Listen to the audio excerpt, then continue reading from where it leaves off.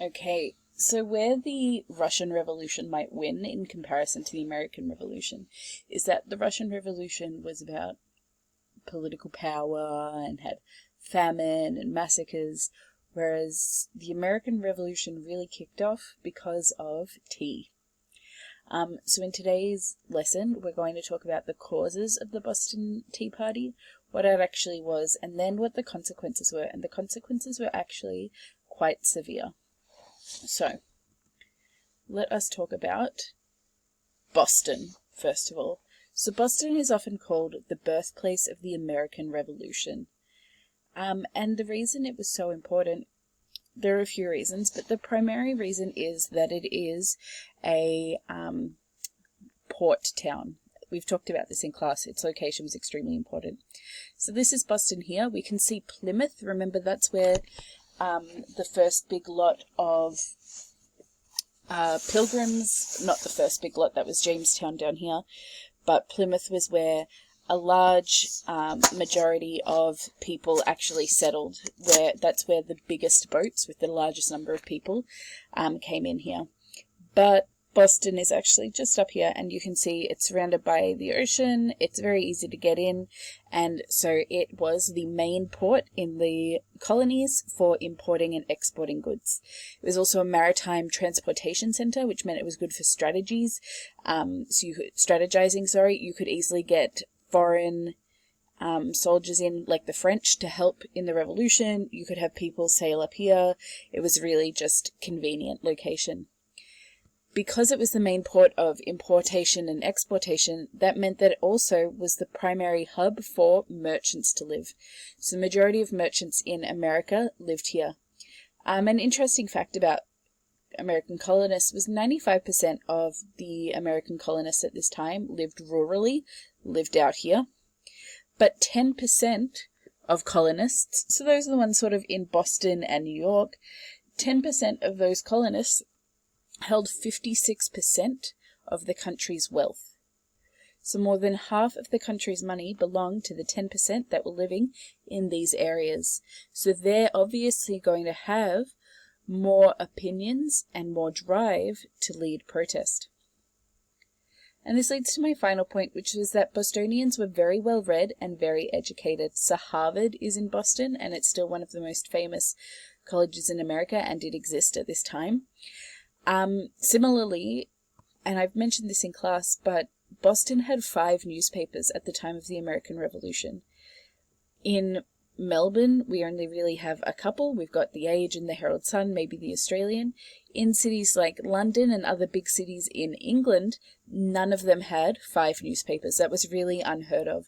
And it shows how the Bostonians were really willing to share their opinions and write, and they were reading these in.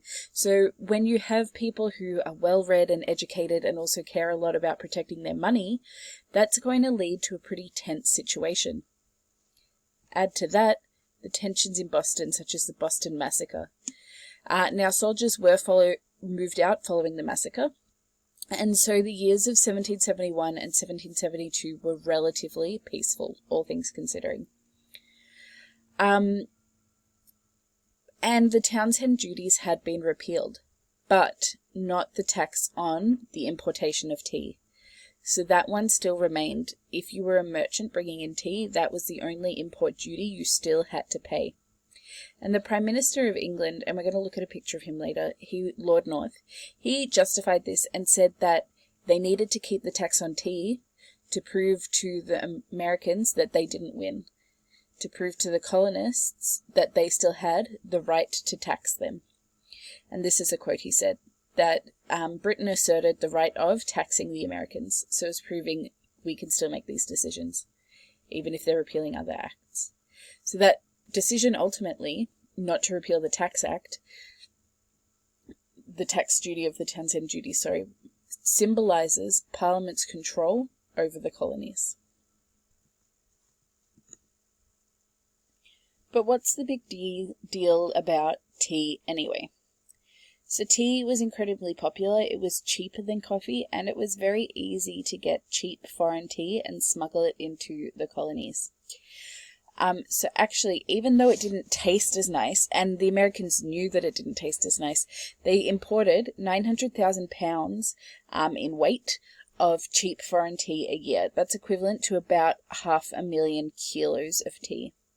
And that's being smuggled. So they're not paying a tax on that. Britain's not getting any money from that.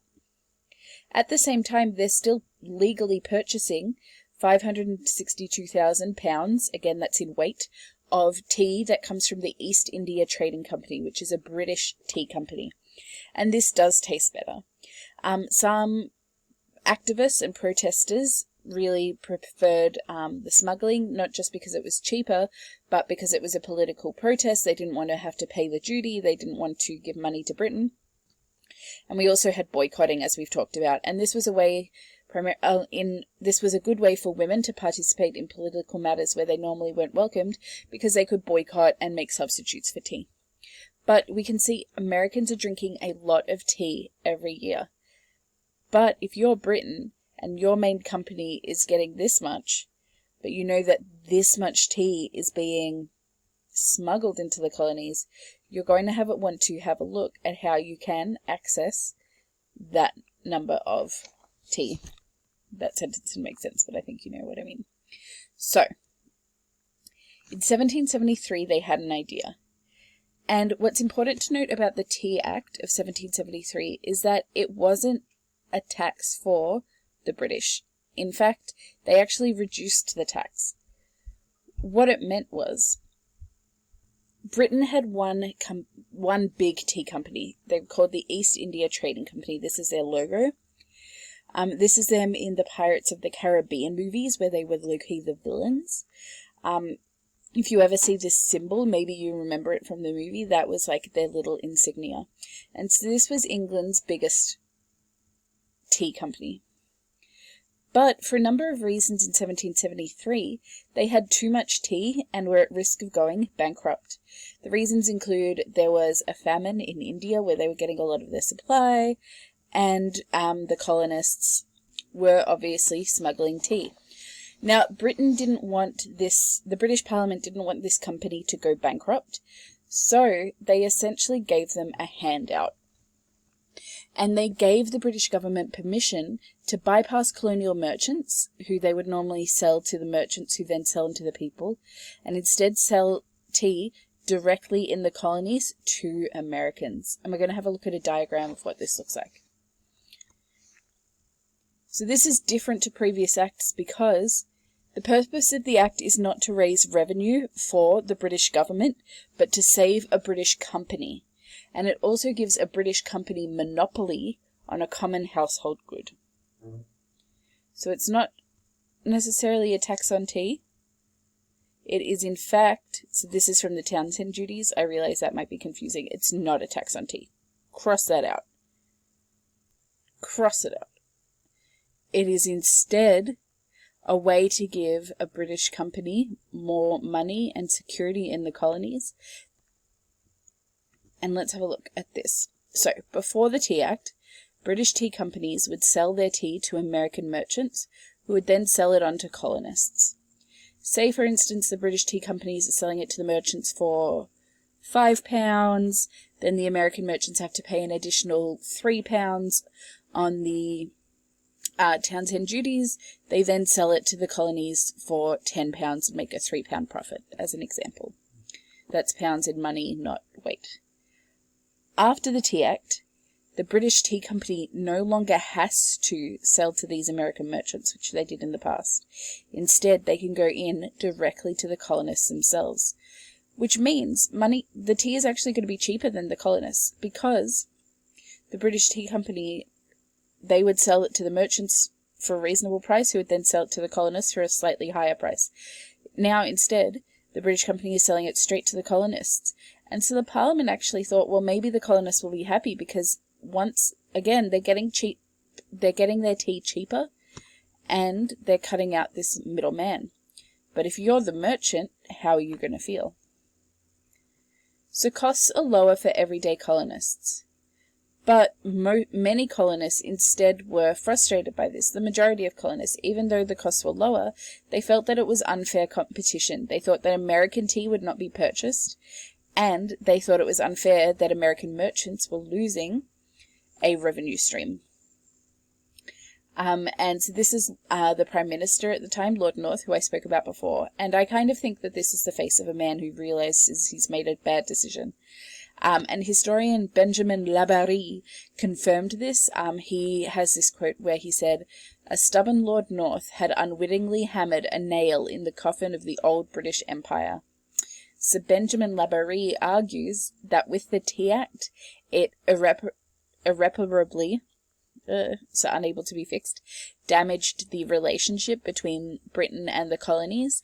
And so Labarrie argues that this Tea Act was really the final nail in the coffin of the British Empire. It signaled the end.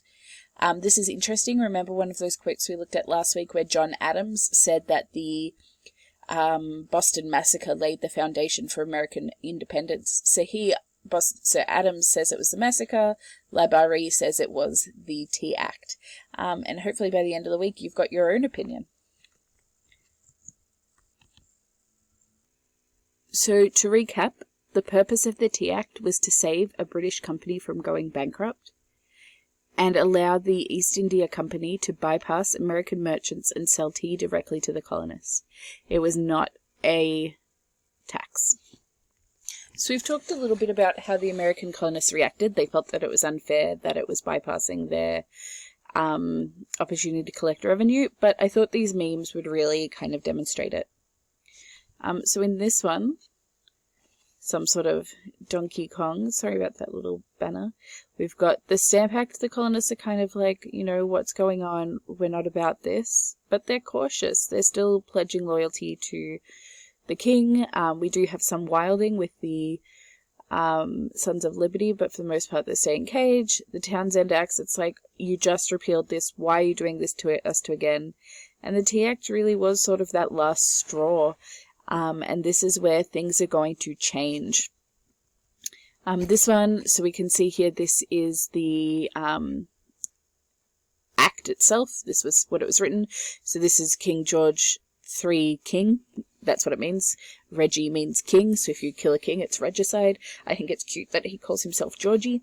But we've got Britain implements Tea Act, the America is triggered, and then our last one, oh, you can't see the caption.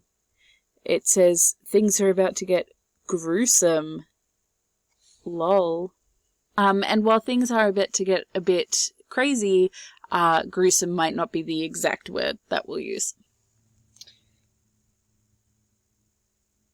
So Sam Adams said that giving Britain a monopoly in the colonies was equal to a tax.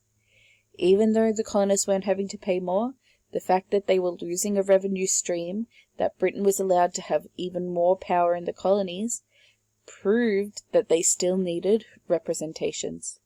And this equal to a tax quote is fairly easy to remember. So, how did the colonists respond to the Tea Act?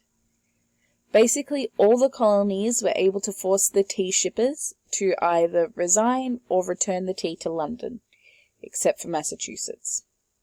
New York and Philadelphia really successfully returned the tea.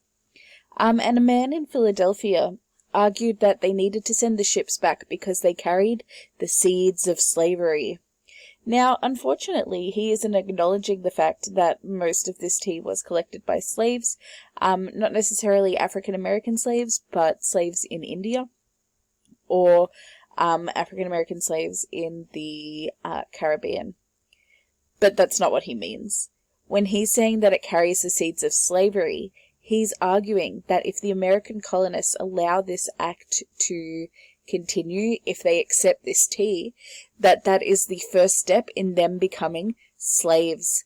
And we might remember that, I think it was Samuel Adams in his Massachusetts Circular Letter said that taxation will lead to slavery and that the Americans will become slaves to Britain. Ironic because of their love for slaves. In Charleston, which is a city in South Carolina, The tea was left on the docks and no one would take it or accept it, and so it eventually rotted. But Boston was a different story. So in Boston, they refused to let the ships on board, just like the other colonies had done. But Governor Hutchinson, who was the royal governor of Massachusetts by now, he refused to let the ships back down. Now, we might remember that Governor Hutchinson, back when he was not quite the royal governor, he was the one whose house was ransacked by following the Stamp Act. So maybe he's a little bit salty, maybe he just wants to do his job, but either way, he is not letting those ships leave without the colonists paying something. And so we enter a standoff. And I've got a picture of a standoff here. 2 people facing each other with guns. If one of them lowers their gun, the other can shoot. So British law says that ships have 20 days to unload their goods, or else the colonists have to pay a duty on these regardless. So in Boston, we have a deadline. They have 20 days to get this sorted. Sam Adams, in November 1773, calls for a meeting, and so many people attend, thousands of people attend, that they actually end up moving the meeting because there's not enough room. And at the meeting, he urges the captain of the ship to turn back without the colonists needing to pay duty. I should clarify there are actually 3 ships. There was one that they were focusing on, but there were 3 ships here. They also assigned at this meeting 25 men who would be watching the ship and preventing tea from being, I wrote uploaded, but I think that was me in computer brain. Unloaded is the correct term there. So they assigned 25 men to stop the tea from being unloaded.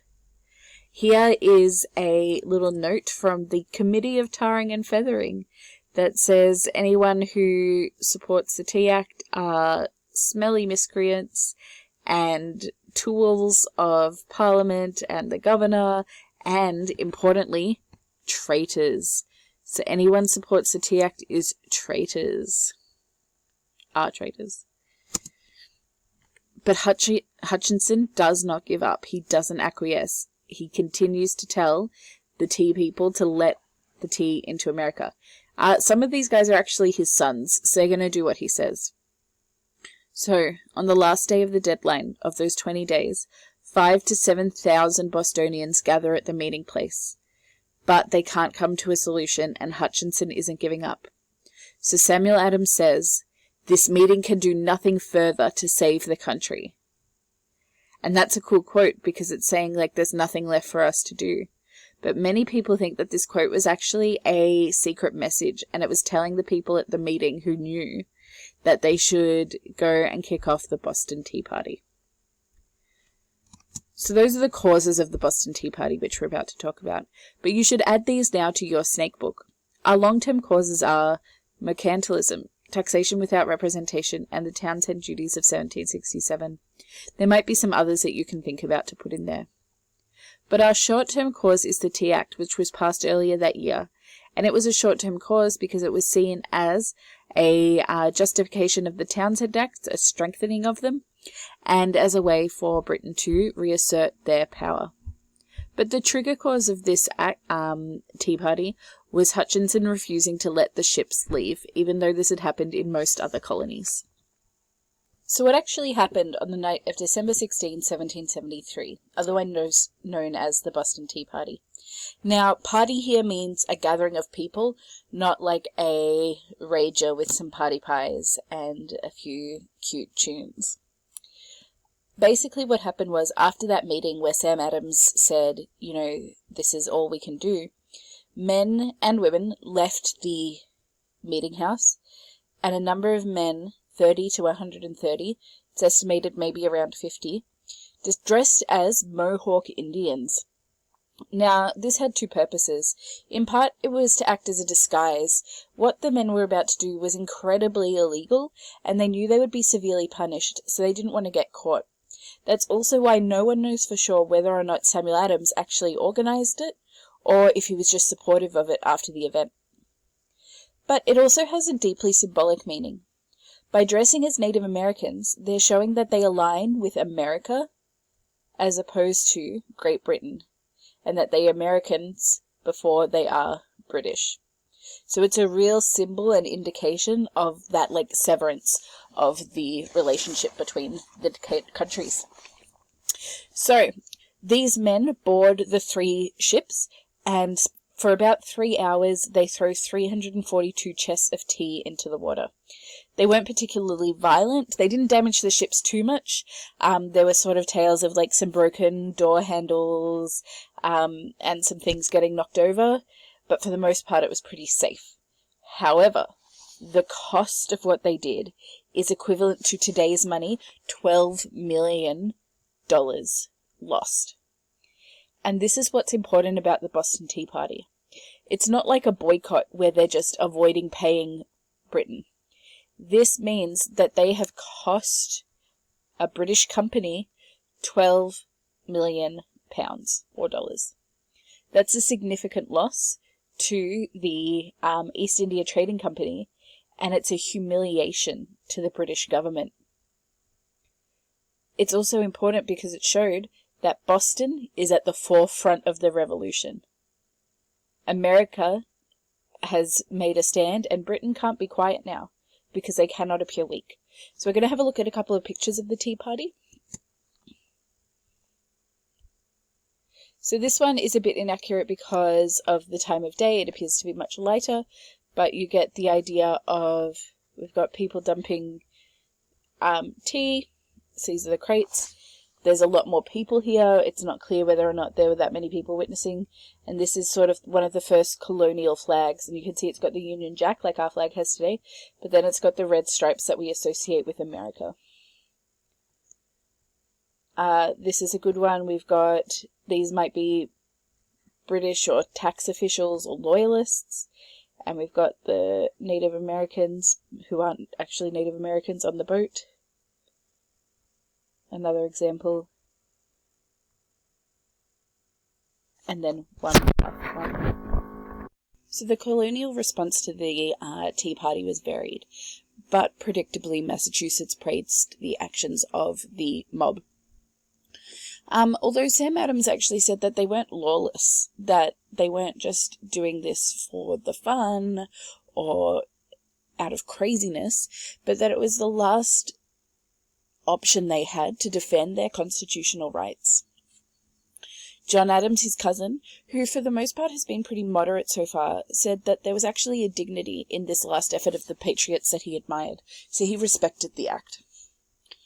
Benjamin Franklin did not. He called it vandalism and said it was a violent injustice. John Dickinson, who we remember wrote letters to the farmer, he urged payment for the tea.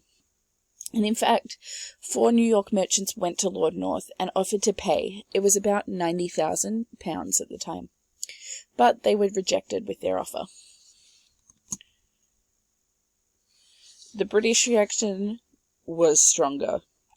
Lord North said, "Whatever may be the consequence, we must risk something. If we do not, all is over." They knew that if they let this slide, that might spell the end of the relationship between Britain and the colonies. So they implemented a series of acts known as the Coercive Acts. And this is our next study design dot point. So the Coercive Acts, which were enacted in 1774, are also known as the Intolerable Acts. Coercive means like forceful, to force someone to do something. And intolerable means like unbearable. You cannot tolerate something. It's very bad. So you can imagine that these are, like, by their names, very intense acts. And the purpose of the acts are to punish and to retaliate against specifically the Bostonians, but to keep all the other colonies in line. The goal was to punish Boston for the destruction of private property, restore British authority in Massachusetts, and reform colonial government. And by reform colonial government, they basically mean make them obey to Britain. It did not mean give them representation. Obviously, the coercive and intolerable acts were viewed as a violation of both constitutional and natural rights by the colonists. Now, we're going to talk about these in more detail later in the week. But here's a quick rundown of the acts. So it was actually a series of acts.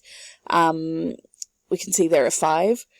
And so, for instance, the first one, close the port of Boston. So that is going to have an economic effect. They can't import anything or export to other nations. So essentially, they're cutting off their revenue stream. The Massachusetts, and to see how that one is specific to Boston, it's not affecting ports in the Carolinas or in New York, but specifically Boston. Next one, the Massachusetts Government Act basically said that members of the Colonial Assembly were chosen by the king. So you can imagine they're not going to be choosing any Sons of Liberty. And they're directly removing popular elections. So this also forbade town meetings like the one Sam Adams held when the governor hasn't given permission. So this is taking away their right to liberty and their right to a representative government. The Administration of Justice Act said that no British person who committed an offence could be tried in Massachusetts, which means that soldiers are likely to get away with violence. So this is probably a direct reference to the Boston Massacre, where those soldiers were put on trial. This is not going to happen anymore. The colonists have lost their right to a fair trial and to punish people, if they're British, who commit crimes in Boston. And this one applies to all of Massachusetts. The next one, they reintroduced or strengthened the Quartering Act. And then finally, they kind of did some stuff to Canada, and we'll definitely be talking about that in more detail in a later lesson. But what is key is that they've disbanded representative assembly in Canada, and they kind of told the colonists that their assemblies are, not going to last much longer. So that is it. I'd like you to go and read the instructions now.